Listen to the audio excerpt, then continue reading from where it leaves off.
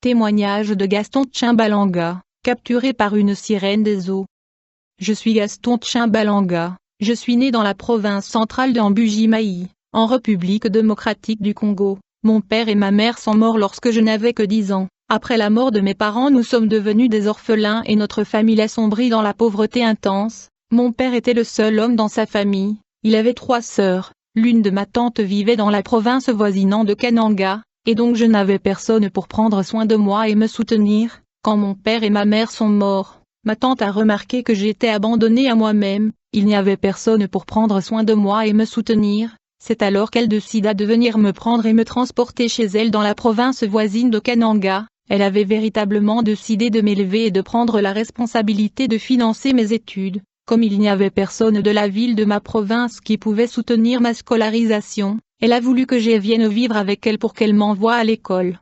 Alors elle me transporta chez elle dans la province de Kananga, et je suis retournée à l'école. Quand j'ai commencé à vivre chez elle, elle finança mes études durant la première année et la seconde année, mais à la 3e année ma tante a perdu sa motivation, donc après 2 ans d'études ma tante n'a plus voulu financer mes études, elle ne pouvait plus tenir son engagement, elle avait perdu sa motivation de financer ma scolarité, et donc elle a abandonné son initiative. D'après mon constat, ma tante avait la possibilité financière de soutenir mes études, donc ce sont pas le moyen financier qui faisait défaut, mais elle n'avait plus la volonté de le faire, alors elle se désengagea. En fait ma tante avait une petite entreprise qui était productive, elle avait des véhicules et des voitures pour le transport en commun, et donc comme elle ne voulait plus m'envoyer à l'école, elle se mit à me faire travailler dans sa compagnie. J'ai donc commencé à faire de travail manuel qui était très physique, et cela bien que j'étais relativement un mineur. À un certain moment je me suis dit je n'ai que 12 ans, et ma tante me fait travailler dans son compagnie comme un adulte, alors que ce travail est physique et difficile pour un garçon de mon âge. Au fait je devais assister les mécaniciens dans les garages en transportant des instruments lourds des véhicules, tellement que les équipements de ces véhicules étaient lourds, je devais donc travailler très dur. Alors je me disais que je suis encore un mineur pour ce genre de travaux physiques. Ma tante au lieu de m'envoyer à l'école elle me fait travailler et porter des équipements mécaniques lourds qui étaient trop dangereux et au-delà de mon âge. Je devais transporter des pièces détachées des véhicules et assister les mécaniciens, tout ceci malgré le fait que je suis mineur, et ceci bien que j'avais tout de même la volonté d'aller à l'école pour étudier et devenir quelqu'un dans la société. Elle aurait dû m'envoyer à l'école au lieu de me faire travailler dans ces garages, mais toutefois, elle a continué de me faire travailler dans les garages me faisant porter des équipements lourds, et comme c'était devenu insupportable je me suis dit que je devais mettre fin à ceci. J'ai donc décidé d'arrêter ce travail manuel et physique qui était dangereux pour moi. Je me suis décidé de retourner chez le grand-père dans ma province natale où je vivais précédemment. Ma venue chez la tante était avec l'accord du grand-père qui m'avait encouragé à venir vivre chez elle, mais pour retourner dans ma province natale je n'avais même pas le frais de transport. Comme je ne voulais pas que ma tante puisse savoir que j'ai rentré chez moi, j'ai fait en sorte qu'elle ne soit pas au courant de mes objectifs. Malgré le fait que je n'avais pas l'argent pour retourner chez le grand-père, je m'étais décidé à fuir ma tante pour échapper ces travaux physiques et difficiles. Et donc je me suis rendu à la gare où les bus voyagent en destination de ma province natale. Une fois que je suis arrivé dans la gare, j'ai vu un bus qui allait en direction de ma ville natale. J'ai donc tenté d'expliquer au conducteur que je voulais me rendre dans ma province natale, mais que je n'avais pas assez d'argent pour lui payer. Je lui ai promis que mon grand-père allait lui payer le frais de transport une fois que nous sommes arrivés en destination. Ce conducteur accepta ma proposition et me laissa entrer dans son bus. Et donc miraculeusement je me retrouve dans un bus se dirigeant vers ma province natale bien que n'ayant pas le frais de transport. Et après que nous ayons parcouru environ 100 km de trajet nous sommes arrivés près du lac Mukamba. Ce lac est situé entre ma ville natale qui était notre destination et la province de Kananga d'où nous venions. Mais malheureusement quand nous sommes arrivés près de ce lac, notre bus tomba en panne. Et comme je n'avais pas d'argent je ne pouvais changer de bus, en dépit du fait que beaucoup de bus passaient par cette route en se dirigeant vers notre destination. J'étais donc dans l'obligation d'attendre jusqu'à ce que le bus soit réparé pour continuer mon voyage, mais il était déjà tard la nuit. Comme j'attendais la réparation du véhicule je voulais me laver car je me sentais inconfortable, et comme ceux qui voyageaient avec moi étaient familiers de cet endroit, ils m'ont indiqué la direction vers le lac Mukamba. En effet l'erreur fondamentale que j'ai commise est du fait qu'il semblait être le matin mais je ne savais pas qu'il était encore 3 heures du matin. J'ai pensé qu'il était 5 heures du matin à cause de l'aurore de la lune, alors je me suis rendu vers le lac pour me baigner. Lorsque je suis arrivé au bord du lac Mukamba, J'étais étonné de voir un savon, une éponge et une pierre que les gens utilisent dans les villages pour nettoyer les pieds. Je me suis dit, quelqu'un doit avoir oublié ces articles au bord du lac, alors je veux devoir l'utiliser, car je n'ai ni savon ni éponge avec moi. Alors je me suis déshabillé et je me suis mis à me laver avec le savon et l'éponge que j'avais trouvé là au bord du lac. J'étais au milieu du lac en train de nettoyer le dos avec l'éponge, quand soudainement j'ai senti quelqu'un arracher l'éponge de mes mains. Je voulais me retourner pour voir la personne qui m'avait arraché l'éponge. C'est alors que je me suis rendu compte que j'étais paralysé et immobilisé comme un statue au milieu du lac. Alors que j'étais là au milieu du lac incapable du bouger et du mouvement, j'ai attendu derrière moi une personne qui me parlait avec une voix ayant une féminité excessive. Elle rigolait profondément et intensement. C'était sans aucun doute la personne qui m'avait arraché l'éponge. Au fait, le savon, la pierre et l'éponge que j'avais vus au bord du lac abandonné n'étaient pas là par hasard. Elle appartenait à la sirène des eaux qui m'avait tendu un piège. Pendant qu'elle rigolait et se moquait de moi, j'ai tenté de me retourner pour le voir, mais j'étais complètement paralysé. À un certain moment, elle arrêta de rigoler et se mit à me parler. Elle me dit, « Gaston, sais-tu que nous t'avons cherché de plusieurs manières à plusieurs reprises pour longtemps? Sais-tu que ça fait très longtemps que nous travaillons pour te capturer et t'avoir?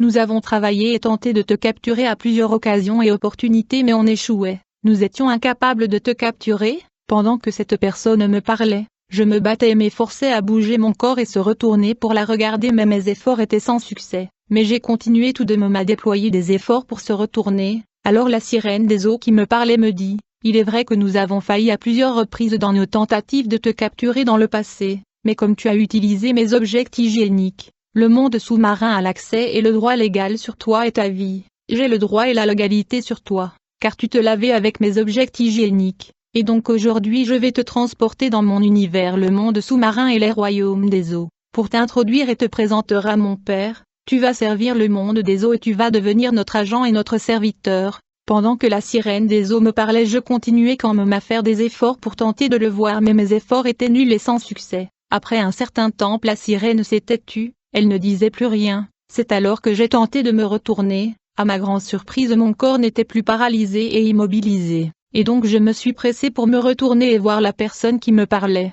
C'est alors que j'ai vu de loin comme les cheveux d'une personne humaine qui sortait de l'eau. Au fait, c'était une tête humaine avec beaucoup de cheveux qui se mouvait dans l'eau comme un poisson. J'étais terrifié de voir ceci. C'était la terreur. Je voulais crier au secours et appeler l'aide, mais à ma grande stupéfaction j'avais perdu ma voix qui ne sortait plus. J'étais affolé et paralysé par la terreur et la panique. C'était épouvantable et l'effroi. Et donc j'étais devant la sirène des eaux paralysée. Ma voix était partie et j'étais sans secours, et finalement j'ai vu la personne qui me parlait sortir complètement de l'eau. Elle était une sirène, que nous appelons en Afrique le Mami Wata. Elle m'avait fixé les yeux et elle me regardait, puis elle m'a signalé avec sa main de la suivre, mais comme j'étais paralysé par la terreur et la panique, je ne pouvais pas bouger, et alors comme les cheveux de cette sirène étaient trop longs, elle les a étendus et les a déployés jusque là où j'étais, et elle m'a roulé avec ses cheveux. En fait, ses cheveux se sont roulés autour de ma poitrine, puis elle a commencé à me tirer vers elle. Quand ses cheveux se sont roulés sur moi, j'ai senti comme une puissance, comme une énergie mystérieuse qui avait pris contrôle de mon être. J'étais comme hypnotisé, contrôlé et totalement manipulé, mon esprit était envoûté et captivé, c'est comme si j'étais hypnotisé. Je ne peux pas décrire mon intelligence et mon état rationnel. Alors la sirène, par l'entremise de ses cheveux qui étaient roulés sur moi, se mit à me tirer dans le profondeur du lac, et on se dirigeait vers le monde des eaux. On descendait profondément dans les profondeurs de l'eau. Après un certain moment, j'ai vu une grand portail sous ce lac qui s'était ouvert par elle-même, et donc nous sommes entrés par ce portail et nous avons débouché dans un monde mystérieux. Ceci était véritablement le monde sous-marin. Quand nous sommes entrés dans ce royaume, j'ai vu dans la cité les hommes qui étaient hybrides. Leurs parties inférieures étaient humains mais leurs parties supérieures étaient celles des bêtes et des monstres. Il faut noter que le monde sous-marin a des créatures et des monstres de différentes formes et différents aspects. Après avoir parcouru ce royaume, on se retrouva devant un homme et une femme assis sur leurs trônes respectifs. La femme qui était assise sur son trône avait une seule sein. Puis j'ai attendu la sirène des eaux qui m'avait capturé s'adresser à l'homme qui était assis sur son trône. Elle lui dit, « Père, je vous ai amené l'homme que vous cherchiez depuis longtemps. Je l'ai cherché partout sur la terre. Après plusieurs tentatives et plusieurs échecs, j'ai finalement parvenu à le capturer. » Alors l'homme qui était assis sur le trône m'ordonna de s'arrocher de son trône. Je dois vous informer que j'attendais les esprits sous-marins appeler cet homme qui était assis sur son trône Seigneur Lucifer. Alors cette entité qui était le diable m'ordonna de sucer le sein de la femme qui était assise sur le trône à son côté. Cette femme est l'une des femmes de Lucifer appelée la reine d'Osaka. Quand je me suis mis à sucer le sein de la reine d'Osaka, j'ai senti une puissance extraordinaire qui me remplissait et envahissait mon être. Après cela la reine me fit signe de retourner vers Lucifer. Puis le diable m'appela et me dit, « Je veux vous envoyer sur la terre pour détruire les enfants de Dieu. Je veux qu'ils viennent me servir ici dans le royaume sous-marin. Tu vas combattre les chrétiens. Tu vas les détruire et tu vas transporter leur âme sous la mer afin qu'ils puissent me servir. » J'ai demandé au diable, « Comment vais-je procéder à cela ?» Il se mit à rigoler, puis il me dit, « Tu vas partir dans ta province natale car il y a quelqu'un que j'ai préparé là-bas qui va t'aider à accomplir cette tâche. Une fois que tu rencontres cette personne, il va te montrer comment tu vas procéder dans ta mission de destruction des enfants de Dieu et l'humanité. La personne va te donner des directives sur la mission que tu dois exécuter. Ensuite tu vas revenir ici dans le monde sous-marin me voir. » Alors j'ai demandé au diable, je lui ai dit, « Je suis ici dans le monde sous-marin. Comment est-ce que je vais voyager là-bas dans ma province natale ?» Quand j'ai posé cette question au diable, j'ai vu les démons hybrides et les monstres marins qui se sont mis à rigoler. À ce moment même le diable a pris une canne métallique, et il la pointa sur moi. Quand il fit cela je fus instantanément et d'une façon mystérieuse transporté du royaume sous-marin et j'ai atterri à Bujimaï, ma ville natale. J'ai atterri mystérieusement en un clin d'œil dans un quartier de la ville que je connaissais très bien. J'étais étonné et je me demandais comment est-ce que je me suis retrouvé ici, alors qu'il y a quelques secondes j'étais dans le monde sous-marin avec Lucifer et les monstres marins. En ce moment même j'ai entendu la voix de Satan qui me dit, « Ne crains rien, tu vas dans le bâtiment du quartier général de l'armée. Il y a là-bas une personne que j'ai affectée pour vous aider, vous allez faire tout ce qu'il vous dira. » Alors quand je me dirigeais vers le bâtiment du quartier général de l'armée, j'ai vu une femme au milieu du boulevard, et cette femme me signalait de la rejoindre et la suivre. À vrai dire cette femme était une sirène des eaux qui était opérationnelle physiquement à la surface de la terre. Plus tard je le suivis et elle m'a amené chez elle. Quand nous sommes allés dans sa résidence qui était dans un immeuble, j'ai remarqué que son salon était décoré en noir, blanc et rouge. Au sol il y avait un tapis rouge. Elle me donna une file qui était comme une ceinture et me dit de le mettre sur ma hanche. La sirène des eaux me dit, « Le temps est arrivé pour toi d'accomplir la mission et l'affectation pour laquelle tu as été choisi par mon père. Tu vas nous donner 250 bouteilles du sang humain. Chaque vie humaine est égale à une goutte de sang dans ces bouteilles. À chaque fois qu'un homme meurt il y aura une goutte de sang qui sera ajoutée dans la bouteille. » J'ai alors demandé à la sirène, « De quelle manière veut détruire et tuer les gens pour Lucifer comment ?» Alors la sirène me dit, « Tu me donnes ta main, j'ai une bague que mon père Lucifer m'avait donnée pour toi. » Puis elle insera la bague magique sur mon doigt, et elle me dit, « Maintenant tu peux rentrer chez toi et visiter ton grand-père car ta famille te cherche. Il pense que tu es mort. Tu vas aller le voir puis après cela tu devras voyager dans notre univers sous l'eau pour rencontrer mon père. » Après cela la sirène des eaux a tenu ma main. En conséquence, dans une fraction de seconde je me suis retrouvé chez mon grand-père dans ma ville natale à Bujimaï. Quand je suis atterri dans notre parcelle, j'ai vu des gens qui pleuraient pour moi car il y avait funérailles pour moi. Ils pensaient que j'étais mort, et donc quand ils m'ont vu c'était la débandade. Ils se sont échappés. Les gens fuyaient car ils pensaient que j'étais un revent ou un fantôme. À vrai dire, le conducteur du bus qui me transportait du province de Kananga vers ma ville natale les avait dit que j'étais mort. Il leur a dit que j'étais allé me baigner dans le lac Mukamba et je me suis noyé. Ils ne savaient pas que j'étais capturé par le sirène des eaux qui m'avait transporté dans le monde de 7 ans sous l'eau. Quelque temps après mon apparition et retour dans la parcelle de ma famille, la sirène m'a rejoint dans la parcelle de ma famille, et elle m'a tenu par la main, et dans une fraction de seconde nous avons atterri dans un building. Elle me donna une bague magique que j'avais mis sur mon doigt, puis la sirène me dit, « Pour causer un accident dans une voiture, dans un bateau ou un train tu vas placer ton salive sur la bague magique qui est sur ton doigt, et tu vas remuer ton salive sur ce bague magique, et comme conséquence il y aura accident. » Sans tarder la sirène m'envoya dehors. Je suis entré dans un bus où il y avait plusieurs personnes. Il y avait même un prédicateur dans ce bus. En fait il y avait des non-chrétiens et des chrétiens nés de nouveau à l'intérieur de ce bus, mais j'ai remarqué avec mes yeux spirituels que les chrétiens nés de nouveau brillaient, et ils étaient revêtus de lumière éclatant et ardent. Alors quelques minutes après avoir embarqué ce bus, j'ai entendu la voix de la sirène des eaux qui me dit de mettre mon salive sur le collier que j'avais tenu. Je faisais tout dans ce bus d'après ses instructions, quand soudainement j'ai vu une roque massive apparaître au milieu du boulevard devant le bus qui nous transportait. Ce roc massif a atterri de nulle part au milieu du boulevard. Quand le conducteur l'a vu, il a tenté de le dévier, mais c'était tellement massif qu'il a perdu contrôle du volant, et le bus a commencé à rouler sur le boulevard. Comme conséquence, beaucoup de personnes sont mortes. J'ai constaté que les chrétiens étaient épargnés, mais ils ont eu des blessures bien qu'ils ne sont pas morts. Mais pendant que la voiture roulait et les gens mouraient, j'ai disparu de ce bus.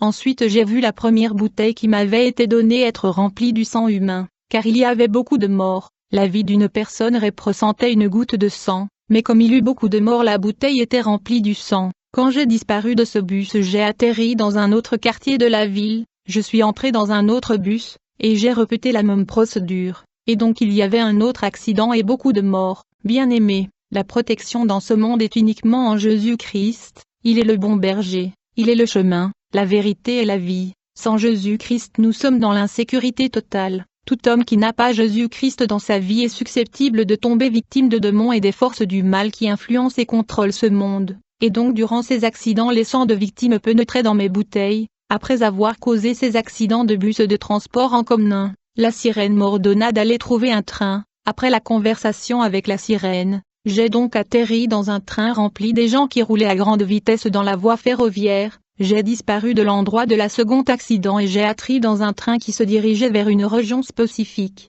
Une fois que j'ai atterri dans ce train, la sirène m'ordonna de répéter la même procédure qui consistait à mettre mon salive sur la bague magique. Quand je faisais le rituel qui consiste à mettre mon salive sur la bague magique, le train était en train de traverser une rivière au-dessus d'un pont de suspension traversant une rivière, puis tout à coup le train a commencé à faire de zigzags, et le train a fini par dérailler, et ça a atterri dans la rivière. Pendant que le train tombait dans la rivière, j'ai disparu de ce locomotive, et donc quand ce train atterrissait dans la rivière, j'ai vu des monstres marins et les démons hybrides que j'avais vus dans le monde sous-marin apparaître. Ils avaient des ustensiles avec lesquels ils collectaient les sangs de victimes. Après avoir déraillé ce train, j'ai entendu la voix de Lucifer qui me dit, « Vous êtes un serviteur fidèle, à cause de votre obéissance et soumission vous devez me rejoindre dans le monde sous-marin, pour que je puisse augmenter vos pouvoirs, car vous avez parvenu à nous fournir la quantité du sang humain que nous vous avons demandé. J'ai donc une nouvelle mission pour vous. » En ce moment même,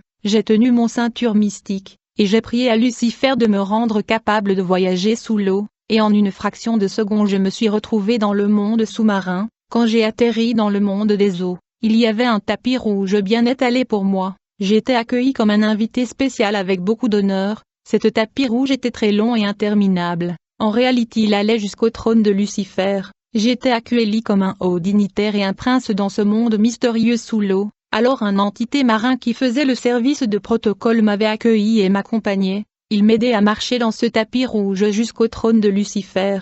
Et pendant que je marchais dans ce tapis rouge, j'ai remarqué de gauche à droite il y avait des sirènes qui avaient l'accueil de poissons. Ils étaient debout formant deux lignes autour du tapis rouge. Et quand j'ai atteint le trône de Lucifer, j'ai constaté que à sa gauche il y avait une foule de sirènes et à sa droite mêmement. Alors j'étais là debout devant le trône de Satan. Il me dit, « Mon serviteur fidèle, vous avez fait bon travail, mais vous devez comprendre que je suis le prince de ce monde. C'est moi qui a reçu le pouvoir et l'autorité de gouverner tout l'univers, et le monde entier et toutes choses sont entre mes mains. » Il est écrit, le diable le transporta encore sur une montagne très élevée, lui montra tous les royaumes du monde et leur gloire, et lui dit, « Je te donnerai toutes ces choses, si tu te prosternes et m'adores, car il m'a été donné et je le donne à qui je veux. » Bien-aimés, nous savons que nous sommes de Dieu, et que le monde entier est sous la puissance du malin, et il est écrit, « C'est pourquoi réjouissez-vous, cieux, et vous qui habitez dans les cieux, mais malheur à la terre et à la mer. Car le diable est descendu vers vous, animé d'une grande colère, sachant qu'il a peu de temps. » Alors le diable me dit, « Je mets à ta disposition des démons pour t'aider aux différentes missions, je veux mettre en toi des esprits qui vont travailler avec toi. » Puis le diable me dit, « Maintenant je vous envoie contre les églises et les hommes de Dieu. Vous allez détruire ces chrétiens, et vous allez capturer leur âme et les amener ici. » Plus tard je fus étalé comme dans une table d'opération, et les démons qui devaient m'assister à des différentes missions furent introduits en moi. Le diable me dit, « Vous allez nous offrir 100 000 âmes. » Après cette intronisation dans le royaume des eaux, je suis retourné sur la terre. La sirène des eaux me montra une jeune dame chrétienne née de nouveau, que je devais détruire par le rapport sexuel. Je me suis mis à faire la cour à cette dame. J'ai dragué cette jeune dame chrétienne et elle m'accepta, mais au fur et à mesure qu'on évoluait, elle refusait d'avoir des rapports sexuels avec moi. me disant que son pasteur a l'habitude d'insister pas de sexe avant le mariage officiel. Elle insistait sur le mariage avant le sexe, et comme je mettais la pression sur cette dame chrétien, les anges de l'Éternel m'ont apparu et m'ont averti qu'ils ne me laisseront pas forcer cette fille dans le sexe illicite. J'ai été menacée par les anges de l'Éternel car cette fille avait refusé catégoriquement de coucher avec moi, mais je mettais pression sur elle. Les anges m'ont averti que j'allais subir de conséquences si j'ose utiliser la force contre ces chrétiens. Plus tard j'ai expliqué à la sirène des eaux que la fille était catégorique, pas de sexe avant le mariage. Quelque temps après cela, la sirène des eaux me donna de l'argent. Elle me dit, tu vas maintenant rendre visite à la famille de cette fille, et tu vas proposer de la marier officiellement avec cet argent. Alors je suis donc allé voir la famille de cette jeune dame et j'ai proposé de marier leur fille. Les deux familles se sont mis d'accord de se rencontrer. Au fait je voulais la marier et puis la détruire. La sirène m'avait aussi informé que le pasteur de cette fille combattait farouchement le royaume de Satan. Mais un jour pendant que nous étions dans le préparatif pour le mariage, j'ai accompagné la jeune dame à l'église où elle priait. Nous étions en plein culte, l'homme de Dieu dont la sirène me parlait, qui combattait le royaume de Satan était en train de prêcher. C'est alors que soudainement la puissance de Dieu tomba sur moi en plein culte. Quand je suis tombé à terre et j'ai perdu contrôle, j'étais dans l'inconscience et dans le coma. Immédiatement le diable se manifesta, il se mit à parler au travers de ma bouche. Il se mit à parler à l'homme de Dieu au travers ma bouche. Il lui dit, « Vous menez une guerre contre mon royaume. Je vous cherche depuis longtemps. Vous êtes en train de torturer mes esprits et mes serviteurs, mais je ne vais pas baisser le bras. Pour combien de temps vous allez briser mon cœur en torturant mes esprits et mes serviteurs? Mais comme je l'ai dit, je ne vais pas baisser les bras. Je veux vous détruire quand l'occasion va se présenter. Tu vas laisser mes agents et mes démons tranquilles. Vous n'avez pas de puissance. Jusqu'à quand vous pensez torturer mes démons? Qui êtes-vous pour mener une guerre contre mes esprits? Bien-aimé, pendant que le diable parlait à l'homme de Dieu par ma bouche, j'ai vu des intercesseurs m'entourer, et ils ont pris l'autorité au nom de Jésus-Christ contre moi. Et pendant que les intercesseurs priaient, Lucifer avait déployé des démons qui m'avaient appréhendé, ils ont arrêté mon esprit et ils m'ont transporté dans le monde des eaux, et puis ils m'ont jeté dans un prison dans le monde sous-marin. J'étais emprisonné et détenu dans ce prison dans le monde sous-marin, et alors que les intercesseurs exerçaient l'autorité sur moi, et j'ai remarqué que cette prison était gardée et entourée par un grand nombre de démons et des monstres marins qui étaient en état d'alerte, et ils avaient l'air préparés et prêts pour la bataille et la confrontation. Pendant que les intercesseurs priaient, j'ai vu 4 anges de l'Éternel atterrir dans le monde sous-marin devant la prison. Ils avaient des yeux partout dans leur corps, ils avaient chacun 4 ailes, ils étaient des anges guerriers et combattants. Quand les anges de l'Éternel ont atterri, j'ai vu les démons et monstres marins en maître de protestation. Ils ont dit aux anges de l'Éternel, « Cet homme a signé un pacte avec nous,